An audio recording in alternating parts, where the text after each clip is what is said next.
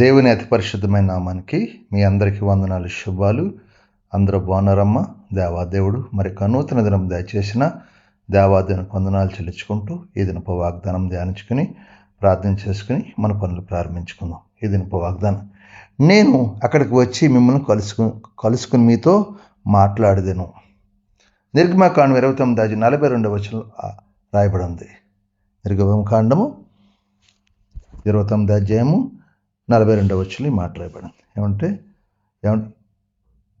యెహోవా సన్నిధి సాక్షి గుడారముగా ద్వారం వద్ద మీ తరతములకు నిత్యం గడిపిన దహన బలి నీతో మాట్లాడటగా నేను అక్కడికి వస్తాను.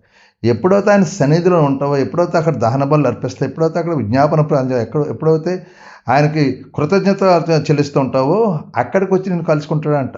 ఈ దినాన్ని నువ్వు ఎక్కడ ఉంటున్నావో ప్రభు అంటున్నాడు, అక్కడికి వచ్చి నేను కలుసుకుంటావు. ఎప్పుడైతే మందిరంలో ఉంటావో మోషేతో అంటున్నాడు, అక్కడ నేను కలుసుకుని నీతో మాట్లాడు. ఈ దినాన్న నువ్వు ఏ మందిరంలో ఉంటున్నావు, ఏ సన్నిధికి ఆ సన్నిధిలో దేవుడు నీతో మాట్లాడి నేను బలపరిచే దేవుడు దయచేసి నిన్ను కలుసుకున్నాక ఆయన మందిరంకి వెళ్తే ఆయన నిన్ను కలుసుకుంటాడంట. ఆయన సన్నిధికి వచ్చినప్పుడు ప్రతి ఒక్క బిడ్డని కలుసుకుని ఆయన మిమ్మల్ని సంతోషం ఆనందింపజేస్తాడంట. కాబట్టి వాగ్దానం సహోదరుడు సహోదరి ఇక్కడ రాయబడినమాట, యెహోవా సన్నిధి సాక్షి గుడారం యొక్క ద్వారమునొద్ద మీ తరతరములకు నిత్యం గడిపించి దహన బలి నీతో మాట్లాడుతూ నేను అక్కడ వస్తున్నాను. తరతరముగా మనం ఎక్కడైతే అర్పిస్తున్న బలులు ఆడికి వచ్చి నీతో మాట్లాడతాడు. ఈ దినాన్న నీతో దేవుడు మాట్లాడి ఏ మందిలో నువ్వు ఆరాధన చేస్తున్నావు, ఏ మందిలో నువ్వు స్తుతిస్తున్నావో, ఏ మంది దేవుని గణపరుస్తున్నావో అక్కడ నిన్ను కలుసుకుని నీతో మాట్లాడి నీకున్న బంధకాల నుంచి విడిపించే దేవుడు నీకు సహాయం చేసిన గాక. అటువంటి కృపాదానం మీకు దయచేయను గాక. ఈ వాగ్దానం ప్రార్థించి దేవుడు నిన్ను నీ కుటుంబాన్ని బహుగా దీవించును గాక. ఆమేన్. ఈ సమయంలో మీ కొరకు ప్రార్థిస్తాను.